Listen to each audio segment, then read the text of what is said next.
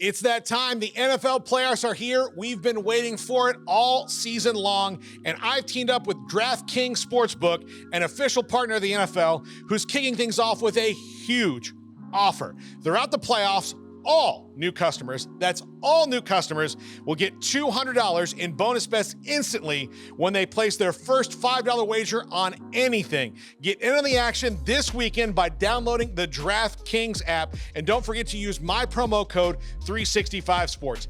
That's right, customers who bet $5 will get $200 in bonus bets instantly. But you say, Paul, I signed up for the DraftKings app the first time you told me to. Well, guess what? If you've already signed up for it, like I have, you get a no sweat bet, and that's if you get a bonus bet back if your same game parlay does not hit. Max limits do apply.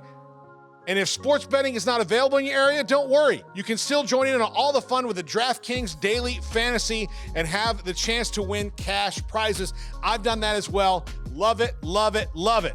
Download the DraftKings Sportsbook app now. New customers use my promo code 365sports. Bet $5 on any wager and get $200 in bonus bets instantly. That's promo code 365sports only at DraftKings Sportsbook. The crown is yours.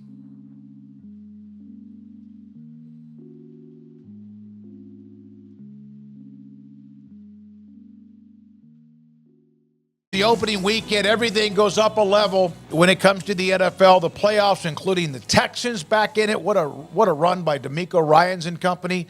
We can get to Belichick. Chris Dishman now has a head coaching job in college. And, of course, just the NFL play. And the weather in Kansas City. John McClain, Hall of Famer, joins us, 365 Sports. John, let's start with Saban, because that's what we've talked about the last 3 days. He was in the NFL for a short amount of time, Cleveland, of course, with Belichick, and then Miami. But what was your reaction when you heard that he was hanging it up? Nick Saban was the DB's coach for the Oilers in 88 and 89, and I covered him, and that's the first time I met him and got to know him a little bit. And I thought his personality was so bad he'd never be a good college coach because he couldn't recruit because of his personality. And he made me look real bad at LSU, Michigan State, and Alabama. And he's the greatest college coach in history. It was a complete surprise, just like Pete Carroll was a complete surprise. Bill Belichick was not. And there's never been a week in football like we've had starting Monday with Michigan winning the national championship. That seems like 5 years ago. And all of a sudden to talk about Harbaugh coming to the NFL and then all these resignations, firings, it has been a whirlwind like nothing like we've ever seen or will see again. John, the Bill Belichick stepping away from the Patriots, he's not retiring. You would think he's going to get another job somewhere. One, where do you think that will be? And two, will anybody ever really be able to equal what Bill Belichick did? I've been watching all the shows, and everybody on the ESPN NFL Network talking about how coveted Belichick would be. Not one of them mentioned his record without Brady, which is terrible. One playoff in first 6 years, 5 with Cleveland, 1 New England. Then Jets linebacker Mo Lewis hits starting quarterback Drew Bledsoe, knocks him out for a few weeks. Tommy Brady, second-year quarterback, 6th-round pick, is forced into the lineup, and the rest is history. So Bill has really struggled as a personnel man and as an offensive coach, not defensive. He's really good. I think he'll get another job. He'll bring back Josh McDaniels. McDaniels did a good job with Mac Jones when he was a rookie, and don't know if he'd still be interested, but I think Atlanta would be a good spot for him. I think the Raiders are going after Harbaugh. I think the Chargers are going after Harbaugh. I think Harbaugh will go to the Chargers. But there's never been anything like what we've seen. And in Belichick's case, I don't think he's going to have total power over everything like he received in New England. And it's pretty obvious he's not a good general manager. John, a lot of, write-ups are calling the Titans' decision to move on from Mike Vrabel this year's stunner in terms of the coaching carousel. How surprised were you by the decision by Tennessee to move on from Vrabel?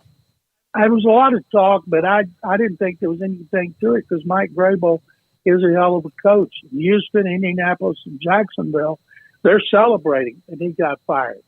And Vrabel could do more with less than he coached in the league.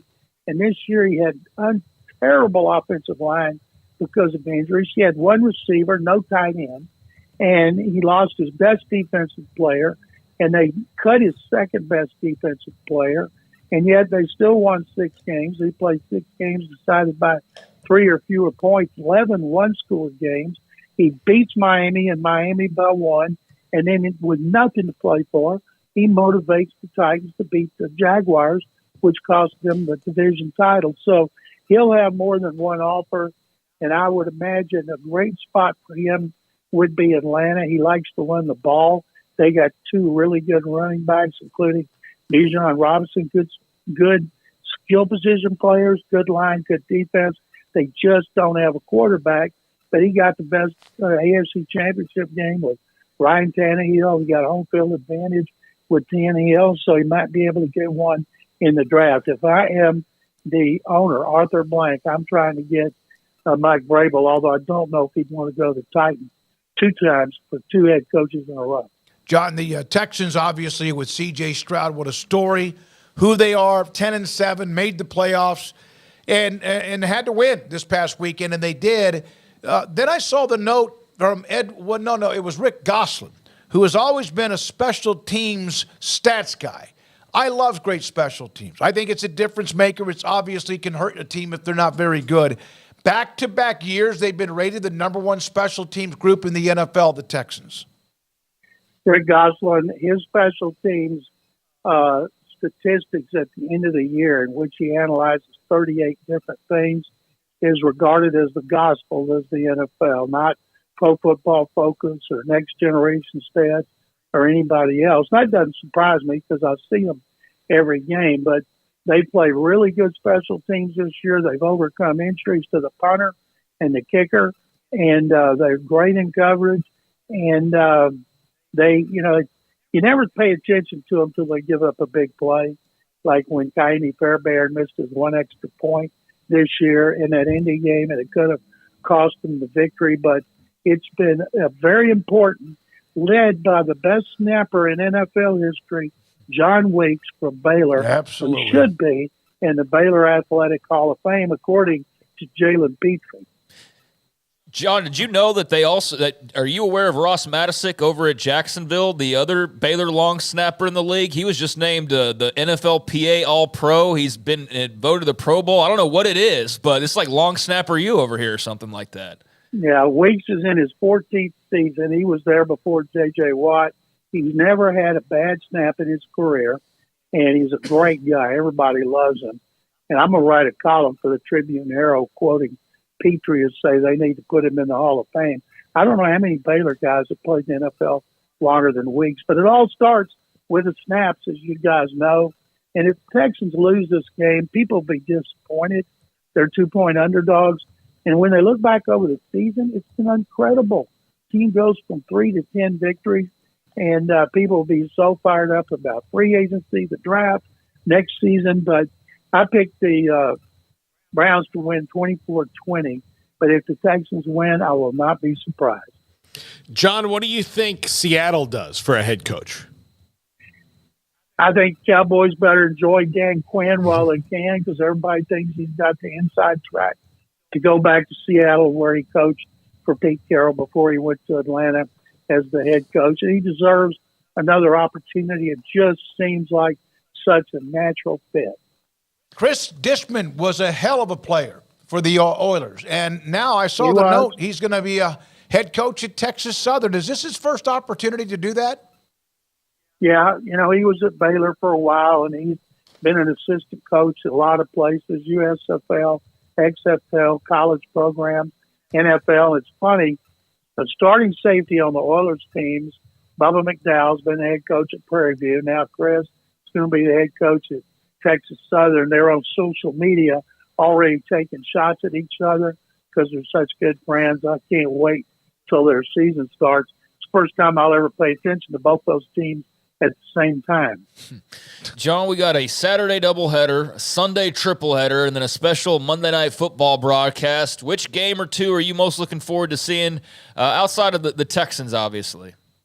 Well, most people are fired up about seeing the Rams and Matthew Stafford go back to Detroit, and I am. But when I see Packers and Cowboys, I see the Ice Bowl.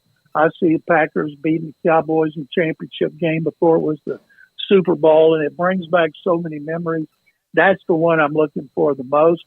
And I actually subscribe to the Peacock Network, and I can't tape them, so I'm going to be writing. But I'm curious about the weather. I love cold weather games, bad weather. They're asking fans to come shovel snow for $20 an hour in Buffalo, and so that's what playoff football is for in January. It's the second. Well, it is the greatest time of the year. The first one's big, of course. But I can't wait to see how it plays out in Kansas City and Buffalo. How much does Kansas City on the Peacock Network, how much of a brilliant move is that as well for all the whatever they call the Taylor Swift fans? Swifties, you need to know that. Yeah, come on. Yeah. The Swifties. Yeah, better know I thought that was what I Swifties. mopped my kitchen with, the Swifties. They would never admit that. But all those fans of hers that are just incredibly devoted, no telling how many of them are going to subscribe just for a chance to get glimpses of her in the suite. And the NFL is going to do it because they're not stupid. They know people have signed up. It's for like $5, and I think it's brilliant marketing. Hey, John, are you a Swiftie? Yeah, I like Taylor Swift. I like her music, but I especially like her personality, all the stories I've read about how good she is to her band. She gave millions of dollars to the people that drive the trucks, load and unload off that Eras tour. She does great things for people. She seems to be just such a first-class person. She treats everybody great. How or what was the coldest game you can remember covering? Well, I did not cover that playoff game between San Diego and Cincinnati, which is the coldest on record for wind chill. Got down to minus 60. I was smart enough to go to a game with warm weather then, but I watched that one. And I think the coldest I've ever been to at Green Bay, it was 3 degrees at kickoff. New England playoff game, it was 5 degrees at kickoff, which is still the coldest game at New England. But I've never been to one where the temperature was below zero at kickoff. Yeah, did you go to the last game at Floyd Casey with Baylor in Texas? I know it wasn't zero. Yeah, but and I wore tennis shoes. I don't know what I was thinking, and my feet were frozen. And being on ice, that is the coldest game I've ever sat in a stand. Oh. And I told my wife, Carol, we got to get out of here, but I don't think I can walk. Thank you, John. We appreciate you as always. Thank you, guys. Take them bears. John McClain, Hall of Fame columnist with us on many things NFL playoffs.